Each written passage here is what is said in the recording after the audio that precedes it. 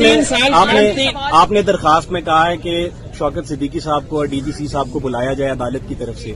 आपकी दरखास्त में पॉइंट नंबर 22 है कि बेनजीर भुट्टो को भी इस तरह का रिलीफ दिया गया था ऑडियो स्कैंडल में। उसमें जस्टिस कयूम और उस वक्त के जो एहतसाब कमीशन के चेयरमैन थे सेनेटर जो अब आपके रिलेटिव भी हैं, तो उनकी ऑडियो लीक हुई थी सेनेटर सैफुर रहमान साहब की और उस वक्त के जस्टिस कयूम की। अगर अदालत जुनैद सफदर के अब फादर इन लॉ उनको बुलाती है तो वो आएंगे और आप इस चीज को कंडेम करेंगी कि उस तरह की जो ऑडियो लीक हुई थी कि बेनजीर को 7 साल की सजा दी जाए? बहुत शुक्रिया। एक तो उसका फैसला हो चुका हुआ है, दूसरा मेरे केस से मुतालिक मुझसे बात करें। आपने केस में लिखा है मैडम आज आपके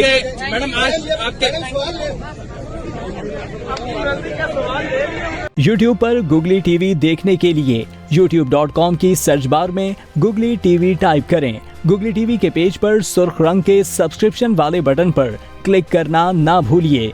YouTube पर अपलोड होने वाली वीडियो से बाखबर रहने के लिए बेल आइकॉन पर क्लिक कीजिए। आपको हर नई आने वाली वीडियो के बारे में नोटिफिकेशन मौसूल हो जाएगा।